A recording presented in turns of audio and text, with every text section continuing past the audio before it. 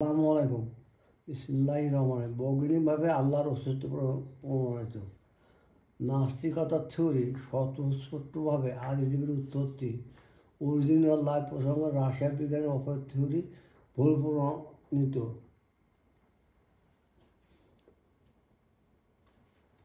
আমার এই একটা প্রবন্ধ আর্টিকেল, এই আর্টিকেলটা ইন্ডিয়ার international journal of bio resource and এক্সপেরিমেন্টে পাবলিশ হয়, পুষা পাবলিশিং হাউস থেকে। এটা 2011 সালে। এই টাইটেলে evolution of first life without operation theory বা সোপ থিওরি, এটা যদি আপনি গুগলে সার্চ দেন তাহলে এই আর্টিকেলটা পেয়ে যাবেন ইনশাল্লাহ। এই article first life is created by the creator, আল্লাহ সৃষ্টি করেছে, এটা প্রমাণ করছে। এটা পরবর্তীতে তার তথ্য বেশি করে দিয়ে তথ্য সম্বন্ধ করে আমি আবার পাবলিশ করছি ফ্রান্সের মার্টিনিয়া জার্নালে, ভলিউম 7 নম্বর 4, 1 থেকে 19 পৃষ্ঠা। Invalid operation theory, the soap theory and all theory of original life. Operation theory বাতিল এবং অন্য যত থিওরি আছে সবগুলো বাতিল। এখন এই জার্নালে যে ইংরেজির মাঝে মাঝে আমি কিছু বাংলা করে আমি আপনাকে বুঝাচ্ছি, তো ইংরেজি আছে এই আর্টিকেলটার মাঝে মাঝে বাংলা দিয়ে বুঝাচ্ছি। এই যে জার্মান রিসার্চ আছে, এটা পাঠ্যসংখ্যা 16,300। জার্মানি রিসার্চ থেকে 16,300 লোক পড়ছে। এটা হলো অ্যাবস্ট্রাক্ট ইন্ট্রোডাকশান। এখন ইন্ট্রোডাকশানে কী বলছেন, প্রাক্তন সোভিয়েত বায়ুকোষ এআই অফারের একটি বই লিখেছিলেন, যার নাম অরিজিন অফ লাইফ, 1938 সালে। এই তত্ত্বটি জীবনের উৎপত্তি আধুনিক এবং প্রাকৃতিক অফারের অনুভব করেছিলেন যে পৃথিবীতে প্রচুর পরিমাণে পৃথিবীর বায়ুমণ্ডলে বিশাল পরিমাণে মিথিন, অ্যামোনিয়া, অক্সিজেন বেরিয়েছিল এবং সমুদ্র উত্তপ্ত ছিল, যা প্রচুর পরিমাণে অ্যামোনিয়া অ্যাসিড তৈরি করতে সাহায্য করেছিল। ফলস্বরূপ প্রচুর পরিমাণে আদিম সুপ সমুদ্র সেই বাদী রঙের পরিপূর্ণ ছিল এবং পরবর্তীতে জীবন উৎপত্তি লাভ করে এবং সূর্য থেকে অতিবিঘ্ন যে বিকিরণ হয়েছে তা জীবন গঠনে সাহায্য করে। 5 বছর পর জেভিস হ্যান্ডেল, ব্রিটিশ বিজ্ঞানী, ওই একই সিদ্ধান্ত নিয়ে হাজির হন 1929 সালে। সুতরাং অফারিন তত্ত্বটি অফারিন হ্যান্ডেলের তত্ত্ব নামেও পরিচিত বা সুপ্তত্ত্ব নামে পরিচিত। এটা হলো তাদের মূল কথা। এবার আমি এদের বিরুদ্ধে কথাগুলো বলবো। এই এককোষী জীব, সেই এককোষী জীব থেকে পৃথিবীর সমস্ত জীবের উৎপত্তি হচ্ছে। অফারিন হ্যান্ডেল থিওরি হচ্ছে এককোষী জীবের উৎপত্তি কীভাবে হলো, আর তাতে সমস্ত জীবের উৎপত্তি কীভাবে হয়েছে, মানুষ সমস্ত প্রাণী, সেটা হচ্ছে ডারউইনের থিওরি। তাহলে এককোষী জীবের উৎপত্তি থিওরি বাতিল করা যায়, তাহলে সমস্ত বিবর্তন বাতিল হয়ে যায়। আর এই অফারিন থিওরির কারণে চীন, রাশিয়া, প্রায় ইউরোপ এবং অন্যান্য যে নাস্তিকতা দেখা যায়, যারা নাস্তিক, যারা আল্লাহকে বিশ্বাস করে তারা এই তত্ত্বটা বিশ্বাস করে, তারা আল্লাহ পরিবর্তে এই তত্ত্বটা বিশ্বাস করে। আর আমরা যারা আল্লাহকে বিশ্বাস করি তারা আল্লাহকে বিশ্বাস করে, এটা বিশ্বাস করি না। যদি আল্লাহকে বিশ্বাস করে, এটাও বিশ্বাস করে, তাহলে আমাদের নামাজ কালাম কোনো কাজে লাগবে না। আমাদের আল্লাহকে বিশ্বাস করতে হবে এবং যারা আল্লাহ বিশ্বাস করে তাদের সুবিধার্থে এই আর্টিকেলটা পাবলিশ করা হয়েছে। এই আর্টিকেলের এখনও যুক্ত আছে অপারিন বলছে এমন সাগরে যে অ্যামোনিয়া অ্যাসিড ছিল, সেই অ্যামোনিয়া অ্যাসিড থেকে এককোষী জীবের উৎপত্তি লাভ করছে। কিন্তু সেটা যদি তাই হয়, সাগরে সমপরিমাণ ডান হাতি বা মাঝেও অ্যামোনিয়া অ্যাসিড দেখা যায়, এটা ভুলটি বলছে। সুতরাং অপারিনের মতে বা অন্য তত্ত্বের মধ্যে সমুদ্রের অ্যামোনিয়া অ্যাসিড থেকেও প্রাণী উদ্ভব হতো, তাহলে সমস্ত জীবন্ত জীবে ডান হাতি আর বাম হাতি অ্যামোনিয়া অ্যাসিড সমপরিমাণ পাওয়া যেত। কিন্তু আশ্চর্য যে জীবন্ত প্রাণীর 21টি অ্যামোনিয়া অ্যাসিডই বাম হাতি এবং এটি হোমোসাইস্টিডিন রুল নামে পরিচিত। এছাড়া প্রকৃত প্রাপ্ত সমস্ত পেপটাইড হলো বিটা বান। অন্যদিকে জীবন্ত প্রাণীর সমস্ত পেপটাইড বান হলো আলফা বাম স্যাডিউ। তাহলে যদি সমুদ্র বা প্রাকৃতিক অ্যামোনিয়া অ্যাসিড থেকে জীবের উৎপত্তি হতো, তাহলে ওই প্রাকৃতিক অ্যামোনিয়া অ্যাসিড ডান হাতি এবং বাম হাতি এবং বিটা বাম। কিন্তু এইগুলো যদি জীবন্ত জীবী পাওয়া যেত, যে জীবন্ত জীবে ডায়না থেকে মাছে এমন ওষুধ পাওয়া আছে এমন তার বিটা পাম, তাহলে আমরা বলতে হতো আদি প্রাকৃতিক বা সাগরের এমন ওষুধ থেকে জীবনের উৎপত্তি হচ্ছে, কিন্তু তা না, সম্পূর্ণ বিপরীত। সুতরাং এই জায়গায় অপহরণ চুরি বাতিল প্রমাণ হয়ে যায় একটা যুক্তি দিয়ে। 2 নম্বর অপহরণ হ্যান্ডেল উভয় মনে করছে পৃথিবীতে প্রচুর পরিমাণে মিথেন, অ্যামোনিয়া ছিল এবং অক্সিজেন বেঞ্চ ছিল, সাগর উত্তপ্ত ছিল। কিন্তু আমরা পরবর্তী প্রমাণ করছি যে এই সকল পরিবেশ আদি সাগর বা আদি পৃথিবীতে ছিল না। 1 নম্বর কি, যে অপরিণের মধ্যে আদি পৃথিবী অক্সিজেন বেরিয়েছিল, যা ডায়লগ শোধ তৈরি করতে সাহায্য করেছিল। কিন্তু গত 30 বছর সংগৃহীত ভূ রাসায়নিক প্রমাণগুলো নির্দেশ করে যে আদি পৃথিবী অক্সিজেন বিহীন ছিল। শিল্পীরা স্বীকার করেন যে আদিম পৃথিবী অক্সিজেন ভরা ছিল। উপরন্তু ওয়াকার বলেছেন যে প্রাচীন পৃথিবী অক্সিজেন ছিল সম্ভবত বর্তমান পৃথিবীর অনুরূপ। বহুমোটে এটা 2006 সালে যে প্রাচীন পৃথিবীর 3.8 বিলিয়ন বছর আগে অক্সিজেন যুক্ত ছিল, কিন্তু অপরের মতো অক্সিজেন জীবনের গড়ে ওঠে 3.5 বিলিয়ন। তাহলে অপরের বলল যে আদি পৃথিবীতে অক্সিজেন ছিল না। আর আমার এই যা দেখলাম যে বিজ্ঞানী বলতেছে আদি পৃথিবীতে অক্সিজেন ছিল এবং বর্তমানে যা তার চেয়ে বেশি ছিল। তাহলে অপহরণের 1 নম্বর ধারণাটা মিথ্যা। 2 নম্বর বলছে যে ওই আদি সাগরে বা আদি পৃথিবীতে প্রচুর মিথেন, অ্যামোনিয়া ও পানি ছিল এবং যা থেকে একটা চিকেন স্যুপ বা ডায়লগ স্যুপ বাদামের উৎপত্তি হয়েছিল। এই স্যুপ থেকে পর্যায়ক্রমে জীবনের উৎপত্তি করেছে। কিন্তু আমরা এইটা প্রমাণ করতেছি যে ওই স্যুপগুলো ছিল না, প্রচুর অ্যামোনিয়া মিথেন ছিল না, ও হট ডায়লগ চিকেন স্যুপও ছিল না। প্রাচীন এখন যুক্তি প্রাচীন মহাসাগর ডায়লগ স্যুপ ছিল না এর প্রমাণ নেই। প্রাচীন মহাসাগরের ডায়লগ স্যুপ ছিল এর প্রমাণ নেই, এই বিজ্ঞানীগুলো বলছে। তাছাড়া ভ্যালিয়ান ঘোষণা করেন যদি প্রাচীন পৃথিবী একটি আদিম স্যুপ থাকতো তবে এই কোনো না কোনো গ্রহে অন্তত খুঁজে পাওয়া যায়। তো আসলে এই ধরনের কোনো উপকরণ পৃথিবীতে কোথাও পাওয়া যায় না। মিলার অন্যরা নিশ্চিত করেন যে অপহরণের পূর্ববর্তী বা আদিম পৃথিবীতে হট স্যুপের অস্তিত্ব কোনো ভূতাত্ত্বিক প্রমাণ নাই। মিলার 1917, স্টাকলে 2000। ভ্যালিয়ান বলেছেন যে 1953 সালে বিজ্ঞানী এই সিদ্ধান্ত পৌঁছে যে আদিম পৃথিবীতে জলীয়বাষ্প, কার্বন ডাইঅক্সাইড, নাইট্রোজেন, হাইড্রোজেন ছিল, মিথেন, অ্যামোনিয়া, পানি ছিল না। অপহরণ মনে করছো, তারা মনে করছো প্রচুর পরিমাণে মিথেন, অ্যামোনিয়া আর পানি ছিল, কিন্তু তা না। তারপরে ছিল জলীয়বাষ্প, কার্বন ডাইঅক্সাইড, নাইট্রোজেন, হাইড্রোজেন। এই জায়গায় আর একটা বাতিল হয়ে গেল অপহরণ ধরে।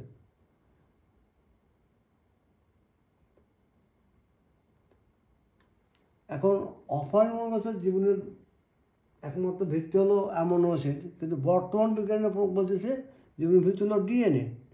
এবং ডিএনএ ক্রিক এই বিজ্ঞানী নবীন আছে ঘোষণা করেন যে এটি সম্ভবত ডিএনএর একটি জটিলতার কারণে স্বতঃস্ফূর্তভাবে জীবনের বিকাশ হতে দেয় না। তদুপরি ডিএনএর অণুতে সাধারণত অসংখ্য সুন্দর সাধারণ সাবনেট থাকে, যা জীবিত কোষ ছাড়া স্বতঃস্ফূর্তভাবে সংযুক্ত হতে পারে না। ডিএনএ এমনকি কোষগুলো জীবনের ন্যূনতম প্রয়োজনীয় সবচেয়ে কাঁচা, যেখানে 13 থেকে 2300 ডিএনএ প্রয়োজন, রানা 2000। সুতরাং স্বতঃস্ফূর্তভাবে এককোষী জীবনের উদ্ভব মানে হঠাৎ করে এতগুলো 1300 থেকে 2300 ডিএনএ তৈরি হয়, যা একেবারে অযৌক্তিক। অর্থাৎ অপহরণ শুধু জীবনের মূল ভিত্তি হলো এমন আছে আমার প্রমাণ করছে তা না। বর্তমান বিজ্ঞানী মনে করছে যে ডিএনএ জীবনের মূল ভিত্তি, সেটা যদি আমরা মেনে নিই, কিন্তু ডিএনএ স্বতঃস্ফূর্তভাবে আপনা আপনি তৈরি হওয়া সম্ভব না। সেটাই কথা বলা, এই যা বলা আছে। এই মিলারের এক্সপেরিমেন্ট, এই এক্সপেরিমেন্টের মাঝে প্রমাণ করছে যে অপহরণ সঠিক, এ প্রমাণ করছে। এর বিরুদ্ধে আমি লিখছি যে অপহরণ হ্যান্ড অনুকূলে এই যে বলা আছে যে অপহরণ হ্যান্ডেল মনে করছিল আদিম পৃথিবীতে প্রচুর অক্সিজেন ছিল, মিথেন ছিল, পানি ছিল। এইটা সত্য মনে করে অপহরণ মিলার এক্সপ্লেন করছে, করে সে কী করছে এমন ওষুধ তৈরি করছে। কিন্তু আমার পূর্ব প্রমাণ করছে যে আদিম পৃথিবীতে প্রচুর মিথেন এমন ছিল না, পানি ছিল না, অক্সিজেন বেরো ছিল না। সুতরাং তার মিলারের পরীক্ষা বাতিল, এটা কোনো কাজে লাগে না, কারণ ওই পরিবেশও তার কারণ ছিল না। তারপর পুনরায় মিলার বিটা বর্ণ অ্যামাইনো অ্যাসিড তৈরি করে, কিন্তু জীবন্ত জীবে আলফা বর্ণ অ্যামাইনো অ্যাসিড, এই যে আর একটা বাতিল হয়ে যায়। এটার দাবি হচ্ছে মিলারের পরীক্ষা নিজেই জৈব অণু তৈরি করেন কাজ ছবি করে। মিলার যে রেজাল্ট তৈরি করছে ওটা কাজ ছবি করছে, তার প্রকাশিত ফলনগুলো বাদ দিয়ে ছেপেছিল। ভ্যালিয়ান 2007। যেহেতু মিলারের তৈরি পরীক্ষাগুলো তখন থেকে সম্পূর্ণ হয়েছে, মিলারের মতো পরীক্ষা এখনও মানুষ করছে, কিন্তু রেজাল্ট একই দেয় না। মূলত মিলার পরীক্ষা ধাতু তৈরি করেছিল, যা রাসায়নিক জগতে কোনো প্রত্যক্ষ নাই। মিথিন আমরা পানিতে কীভাবে ধাতু তৈরি, এর মধ্যে তার ধাতু নাই।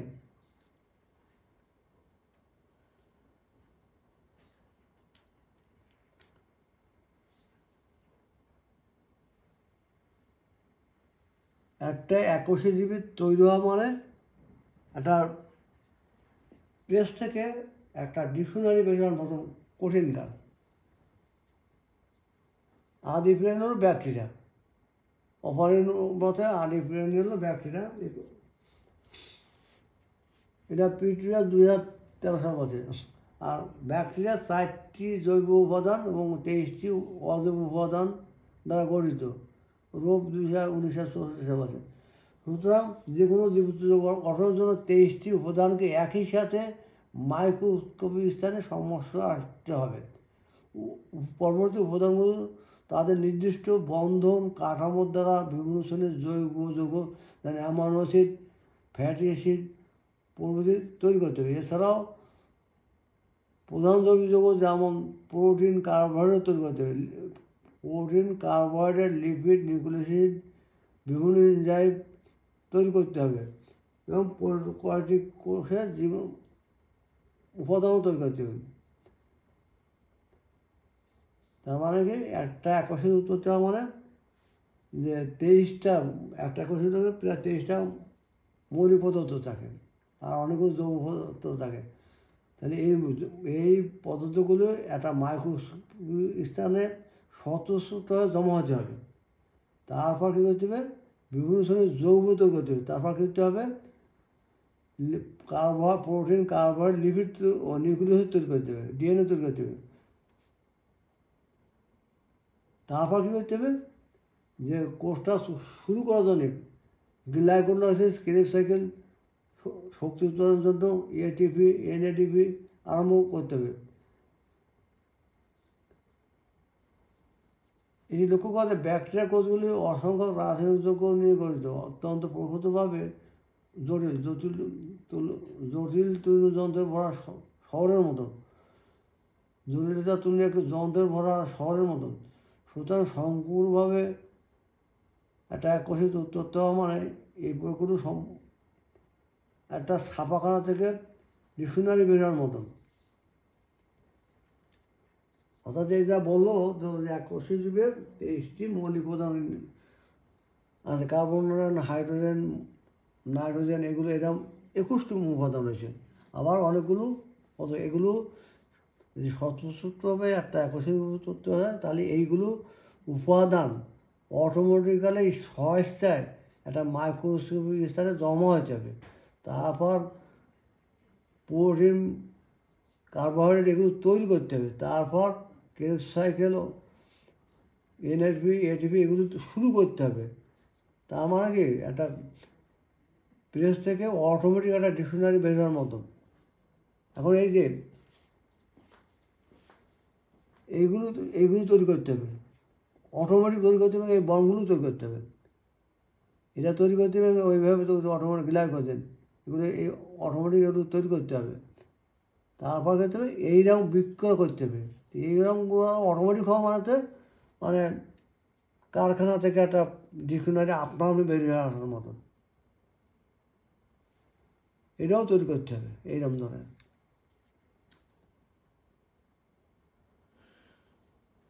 পরবর্তীত অপরের নির্জীব বস্তুর উপর প্রাকৃতিক নির্বাচন প্রয়োগ করেছিলেন।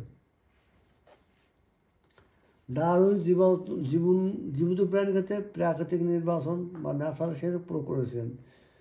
জীবিত জীব খাবার, লিঙ্গ, আশ্রয়, প্রতিযোগিতা করে। বিপরীতভাবে অপারেন জৈব পদার্থ বা অজৈব পদার্থ জেলের ক্ষেত্রে এগুলো প্রয়োগ করছে। এদের মধ্যে জীব এবং জ্যামিতিক বৃদ্ধির মধ্যে প্রতিযোগিতার জন্য প্রাকৃতিক নির্বাচনের ধারণা প্রয়োগ করেন। তা অজৈব পদার্থটার মধ্যে সে খাদ্য লিঙ্গ এদের মধ্যে প্রতিযোগিতা হয় না, কিন্তু অপারেন সেটা প্রয়োগ করছে, যা হাস্যকর। এই হলো একটা ব্যাকটেরিয়া এবং ব্যাকটেরিয়ার ফসিল পাইছে, বিজ্ঞানীরা ব্যাকটেরিয়ার ফসিল পাইছে। আমরা জানি যে মেরুদণ্ডী প্রাণীর ফসিলগুলো ভঙ্গুর, নখ, হাত, পা সামান্য সামান্য। আবার ইনভার্টেড প্রাণীর কোনো ফসিল পাওয়া যায় না, কিন্তু ব্যাকটেরিয়ারও ফসিল পাওয়া গেছে। এইটা ঘোষণা করা হয়েছে যে কেন অপরিণত প্রথম জীব ব্যাকটেরিয়া এখনও অপরিণত আছে। সে যদি 3.8 বছর মিলিয়ন আগে যদি তৈরি হয়ে থাকে, এখন কেন ব্যাকটেরিয়া অন্য কোনো জীবী পরিণত হয়, সেই কথাটা এটা বলা আছে। এটা ঘোষণা যে 3.5 বিলিয়ন বছর পুরনো একটি ব্যাকটেরিয়ার ইউ ব্যাকটেরিয়াম আইসোলেটাম জীবাশ্ম পাওয়া গেছে দক্ষিণ আফ্রিকা থেকে। আর দক্ষিণ আফ্রিকা থেকে অন্য একটি পেয়েছে অস্ট্রেলিয়া থেকে, যার বয়স 3.5 বিলিয়ন। তাহলে এতে প্রমাণ হয় যে অপরিণত থিওরির মাধ্যমে একটা ব্যাকটেরিয়া তৈরি হয়েছিল, যার বয়স 3 থেকে 5 মিলিয়ন বা 3 থেকে 3.8 মিলিয়ন। এত বছর ধরে ওই ব্যাকটেরিয়া এখনও কেন ব্যাকটেরিয়া আছে, অন্য কোনো জীবী পুনর্জন্ম নেই, তাহলে তো কিছু কোনো ব্যাকটেরিয়া থাকারই কথা না। অথচ বলা আছে বিবর্তন কন্টিনিউ আছে, কোনো থামে না, থামবো না। তাহলে ব্যাকটেরিয়া অন্য জীবী পরিণত হয়। এগুলো আটটা বড় পয়েন্ট যে অপরাধ ধরে বৃদ্ধি। আচ্ছা, আমরা ধরে নিলাম এই যে বলেছে শরীর বা দেহের প্রাণশক্তি বা ইঞ্জেকশন দেওয়ার শরীর বা দেহের প্রাণশক্তি ইঞ্জেকশন দেওয়া প্রাণ উদ্ভাবনের একটা গুরুতর সমস্যা। যদি আমরা বিশেষ করে যখন একটি এককোষী জীবের উৎপত্তি হয়েছিল, তাহলে তার দেহ প্রাণশক্তি বা প্রাণমাত্রা ইঞ্জেকশন ও প্রাণ উদ্ভব করার জন্য একটি গুরুতর সমস্যা। কারণ একটি প্রশ্ন থাকতে পারে যে প্রাণশক্তি কোথা থেকে এলো, কীভাবে এলো, কে প্রাণশক্তি ব্যাকটেরিয়াদের প্রবেশ করলো। আমরা দেখি যখন কোনো জীবের প্রাণ থাকে না, গরু, হাঁস, মহিষ, ছাগল, তখন ওটা ওই প্রাণীদের সব কিছু আছে, কিডনি, লিভার, পাকস্থলী সব কিছু আছে, কিন্তু জীবটা মরে আছে, কিছুক্ষণ পরে পচে যায়। জীবন থাকলেও তাহলে পচে যেত। তাহলে দেখা যাচ্ছে জীবন না থাকে, প্রাণশক্তি না থাকলে ওর কোনো দামই নেই। তাহলে ব্যাকটেরিয়া দিয়ে কে প্রাণশক্তি কোথার থেকে এলো, কে ঢোকালো, এইটা একটা জটিল সমস্যা।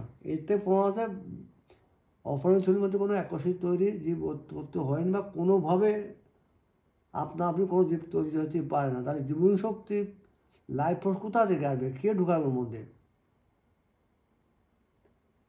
টেলোলজি অপরিণত থিওরিকে বিরোধিতা করে। টেলোলজি হলো যুক্তির একটি রূপ বা যা প্রকৃতির একটি উদ্দেশ্য, একটি নকশা খুঁজে পায়। সমস্ত প্রচলিত প্রাকৃতিক আইন, ন্যাচারাল ল, টেলোলজিকে মেনে চলে, কিন্তু অপরিণত উৎপত্তি থিওরি এটি পূর্ণ করতে পারে না। কারণ প্রাণ কেন গঠিত হলো, এর গুরুত্বটা কী ছিল প্রকৃতির কাছে, এর লক্ষ্য কী? আপনি জীবের উৎপত্তি সম্পর্কে প্রশ্নগুলো কোনো উত্তর অপরিণত থিওরির মধ্যে নাই। পেরিটোরিয়াস 2006, পেরিটোরিয়াস 2013 সালের ঘোষণার মধ্যে টেলোলজি অপরিণত চিন্তাধারাকে সাথে একমত নাই। তাহলে আমাদেরকে টেলোলজি অপরিণত থিওরিকে সমর্থন করে না। এটা আর একটা অপরিণত থিওরি, টেলোলজি অপরিণত থিওরিকে বাতিল করে দেয়। আমেরিকার বিভিন্ন বড় বিজ্ঞানী অপরিণত থিওরিকে মানে নেয়। ওয়ালেস জানিয়েছে বিজ্ঞানীরা এখনও সঠিকভাবে বলতে পারে না জীবন কী এবং কীভাবে উৎপত্তি হয়েছিল। ম্যাডাম 1957 মতে অজীবন্ত বস্তুগত জীবনের উৎপত্তিতে পরিণত হওয়া চ্যালেঞ্জিং এবং অ্যাস্টনিশ। অফরিন বলেন, কেন প্রকৃতিতে একটি কোষ কেবল তার অর্গানসহ সম্মুখিত গঠিত পারে না, বা গবেষণার সংসারের মধ্যেও এর সুযোগ অর্জন করা নাই। এই প্রশ্ন করে কোথার থেকে প্রথম কোষটি আসে। এছাড়াও ঘোষণা করে একটি জীবিত বস্তু জীব, একটি জীবিত সমুদায় একই প্রজাতির জীবিত দেয়, কখনো প্রাণীন পদ থেকে উত্তর দেয় না। অর্থাৎ একটা জীব থেকে আরেকটা জীব উত্তর দেয়, কিন্তু প্রাণীন পদ থেকে জীব উৎপত্তি হয় না। এটা একদল বিজ্ঞানী বলছে, সিনট এবং তার সহযোগীরা। তাই দেখা যাচ্ছে যে আমেরিকার অধিকাংশ বিজ্ঞানী বলছে যে স্বতঃস্ফূর্তভাবে আপনা আপনি একটা কোষের উৎপত্তি কোনো সম্ভব না।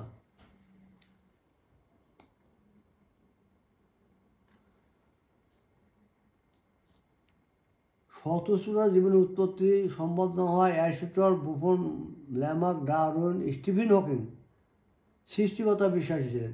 অ্যারিস্টটল সকল বিজ্ঞানের জনক, জীবন জীবনের স্থিরতা বিশ্বাস করতেন এবং মতবাদ দিয়েছেন যে সমস্ত জীবনই ঐশ্বরিক, অর্থাৎ সমস্ত জীবকে আল্লাহ সৃষ্টি করছেন, একটি প্রজাতি অন্য প্রজাতিতে পরিণত হয় না।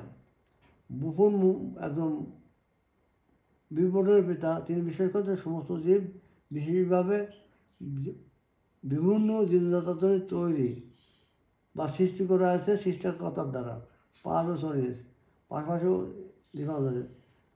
ল্যামার্কও বিশ্বাস করতেন এবং ঘোষণা করতেন সব জীব অতীতে একটি সরল অবস্থায় সৃষ্টি করা হয়েছিল। অর্থাৎ বিবর্তনের পিতারা মেনে নিছে যে একটা একসী জীব আল্লাহ সৃষ্টি করছিল, আপনা আপনি তৈরি হয় না। এটা অপরাধ থিওরির বিপরীতে চলে যায়।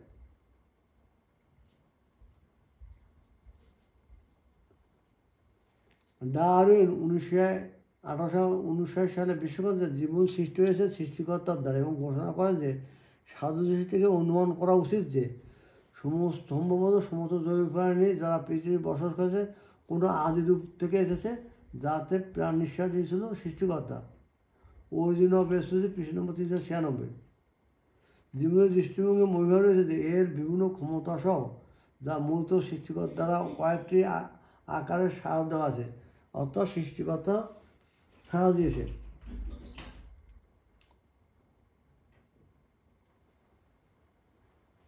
অফরন থিওরি কয়েকটি প্রতিষ্ঠিত লকে অমান্য করে, কি ল অফ বায়োলজিস আর cell theory, law of thermodynamics, এগুলো অফরন থিওরিকে বাতিল গ্রহণ করে, কারণ অফরন থিওরি এগুলো নিয়ম মানে না। ল অফ বায়োলজিস আর সেল থিওরি, ডাচ বিজ্ঞানী লিউইন হক, ইতালীয় বিজ্ঞানী জীববিজ্ঞানী স্পানাতনি এবং ফরাসি বিজ্ঞানী লুই পাস্তার অণুজীব বিজ্ঞানের জনক বিভিন্ন পরীক্ষা নিরীক্ষার মাধ্যমে প্রমাণ করেছে যে জীবন কখনোই জৈব পদার্থ বা অন্য কোনো ওষুধ থেকে স্বতঃস্ফূর্তভাবে বা আপনা আপনি আসে না, একটি জীবন থেকে অন্য একটি জীবনে আসে, এটাই সত্য। তাহলে এই সকল বিজ্ঞানী রিফারেন্সকে পারভেসার অরিয়েন্স থেকে এটা নেওয়া আছে। তারা বিশ্বাস করছে যে জৈব পদার্থে কোনো জীব উৎপত্তি নেই, একটা জীব থেকে একটা জীবের উৎপত্তি লাভ করে। এটা হলো ল অফ বায়োলজিস। তাহলে আমরা যদি বলি যে অফরন থিওরির মধ্যে স্বতঃস্ফূর্তভাবে আপনার একটা একসিত রয়েছে, তাহলে এই ল বাতিল হয়ে যায়। তো ল কোথাও থিওরি, ল কোথাও থিওরি লকে বাতিল করতে পারে না, ল থিওরিকে বাতিল করে। তাহলে এটার মাধ্যমে অফরন থিওরি বাতিল করানো হচ্ছে।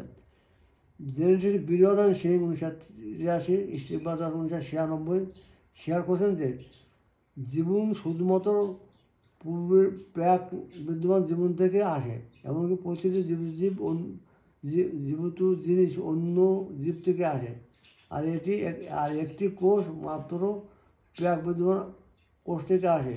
এটি সার্বজনীনভাবে স্বীকৃত এবং এটি কোষ তত্ত্ব। তাই সেল থিওরি আর ল অফ বায়োলজিস অফরন থিওরিকে বাতিল গ্রহণ করে। তাপ প্রতিবাদ, ল অফ থার্মোডাইনামিক্সও অফরন থিওরিকে বাতিল গ্রহণ করে। তাপ প্রতিবাদ, ল অফ তাপ প্রতিবাদের একটি আইন হিসেবে বিবেচনা করা, কারণ এটিকে অস্বীকার করার সমস্ত প্রচেষ্টা ব্যর্থ হয়েছে। থার্মোডাইনামিক্সের যে লোহা এটাকে বাতিল করার সমস্ত প্রচেষ্টা, সমস্ত পরীক্ষা বাতিল হয়ে গেছে। আইনটি বিজ্ঞানের সমস্ত শাখা সম্পূর্ণরূপে প্রসারণ করতে, এমনকি বস্তু থেকে আধ্যাত্মিক জগতে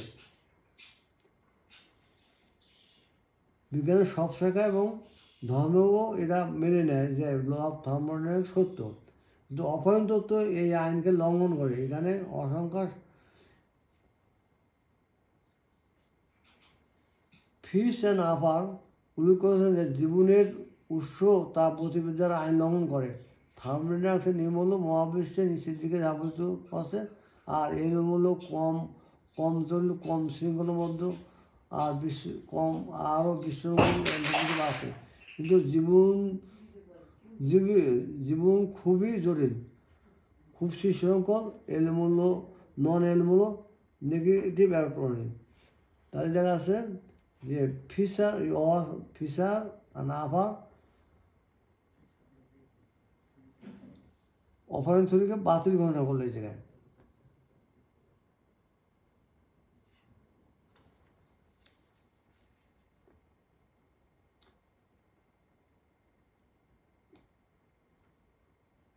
মরিস 1960 ঘোষণা করেন যে অফারিং তত্ত্ব তাপগতিবিদ্যা ল অফ থার্মোডাইনামিক্সকে লঙ্ঘন করে। লিওনেটাল 2010 সালে ঘোষণা করেন যে অফারিং তত্ত্ব থার্মোডাইনামিক্সকে মানে না, অর্থাৎ অফারিং থিওরি বাতিল। ল তো আইনকে লর পরে থিওরি লতে পরিণত হয়। তো দেখা যাচ্ছে লগুলো এই থিওরিকে বাতিল করতে হবে। থিওরি তো লকে বাতিল করতে পারে, ল থিওরিকে বাতিল করে। তাহলে এই লগুলো থিওরিকে বাতিল করে দিল। Offering was a Marxist, therefore, to fulfill the need of Marxism, he developed such type of materialism theory. Offering একদম মার্ক্সবাদী ছিল, বস্তুবাদী ছিল, এবং তার বস্তুবাদী মার্ক্সের জন্য যে থিওরির দরকার সেই থিওরিটা সে আবিষ্কার করেছে। নিম্নলিখিত নথিগুলি নির্দেশ করে যে অপায়ন এবং হ্যান্ডেল উভয় শক্তিশালী মার্ক্সবাদী ছিলেন এবং যা তাদের তত্ত্ব ছিল একটি রাজনৈতিক আদর্শ। বিশ্বতকে একটি অনুমান অবশ্যই থমসন রয়টার বা স্বীকৃত জার্নালে প্রকাশিত হওয়া প্রয়োজন। মেন্ডেল থিওরি একটা জার্নালে পাবলিশ হয়েছিল, কিন্তু প্রাক্তন সোভিয়েত ইউনিয়নের একজন বিশিষ্ট অধ্যাপক তার থিওরি কোনো জার্নালে পাবলিশ হয়নি। এটা রাজনৈতিক মদর্শ পুস্তকীয় প্রকাশ মস্কো রাস্তা পৌঁছেছিল। তার একটা পামলেট তৈরি করেছিল আপনার যে কীভাবে জীবন উত্তর হতো সেটা রাস্তায় সরাই ছিল, পরবর্তী সে বই পাবলিশ করে, কিন্তু কোনো জার্নালে পাবলিশ হয় নাই। কিন্তু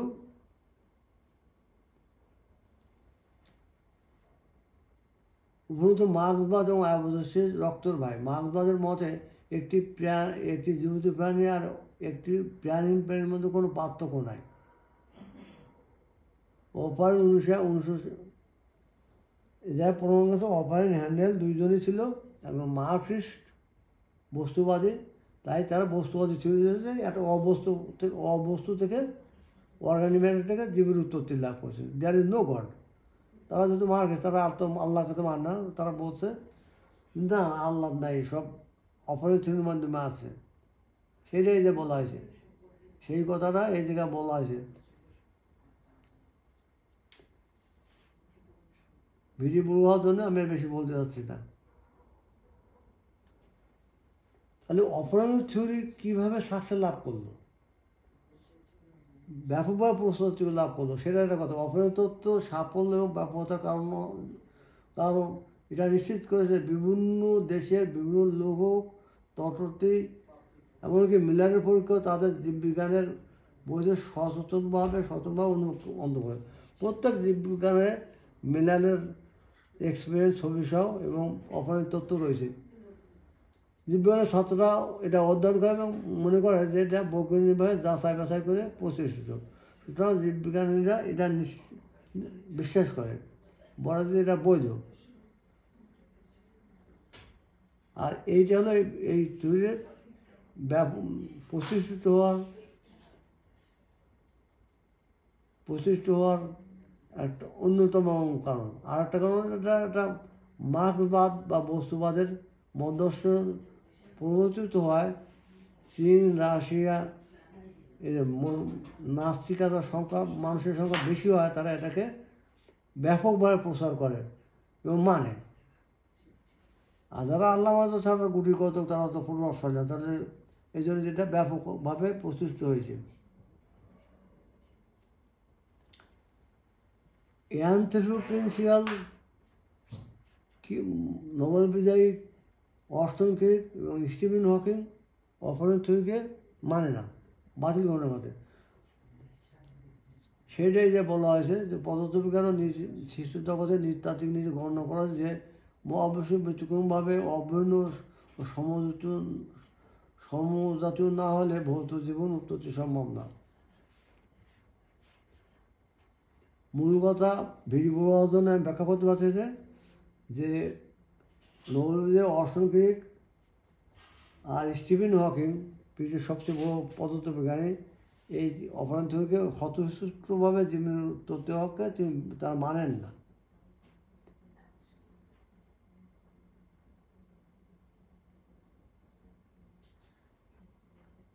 উপসর্গ, এটা উপসর্গে আঘাত যেতে পারে যে অপরাধ হ্যান্ডেলের তত্ত্ব শক্তিগুলো অন্য অন্য স্তরে জীবের উৎপত্তি শব্দ মানে, যেহেতু স্বতঃস্ফূর্তভাবে জীবের উৎপত্তি হতে পারে না, এই জন্য তো অন্য অন্য যে থিওরি আছে, যা লেন থিওরি, হেলেনের থিওরি, এটা বলছে, কেউ বলছে মাইকা সিটির উপরে জীবের উৎপত্তি হয়েছিল, কেউ বলছে এই উপসর্গে আঘাত যে অপারেন্টেড হ্যান্ডেলের তত্ত্ব থিওরি এবং অন্য অন্য স্থানে জীবের উৎপত্তি সংক্রান্ত তথ্য সমস্ত বাতিল। অন্যান্য উষ্ণ আগ্নেয়গিরি, উষ্ণ পুকুরে, জোয়ারের ফুলে, হাইড্রোথার্মাল ব্যান্ডে, মিকা সিটিও জীবনের উৎপত্তি হয়েছে বলে অনেক বিজ্ঞানী তথ্য দিয়েছে। অপরাধ থিওরির সাথে সাথে এর তথ্যগুলো বাতিল হয়, কেন আমরা তখন বলছেন স্বতঃস্ফূর্ততা জীবনের উৎপত্তি সম্ভব না। এগুলো হলো এগুলো শুধু স্থান হলো ব্যতিক্রম, শুধু সবাই বলছে স্বতঃস্ফূর্তভাবে জীবনের উৎপত্তি হয়েছে, তাহলে সমস্ত থিওরি বাতিল, অন্য কোনো থিওরি দেওয়া সম্ভব না, এবং মিলারের পরীক্ষাও বাতিল। আল্লাহ হাফেজ। এবং এর সাথে এই যে রিফারেন্স, এই ফ্রান্সের যে আর্টিকেলটা পার হয়েছে, তার যে রিফারেন্সগুলো ব্যবহার করছে সেই রিফারেন্সগুলোই। আল্লাহ হাফেজ। ভিডিওটি ভালো লাগলে লাইক, শেয়ার, কমেন্ট করার জন্যে অনুরোধ রইল।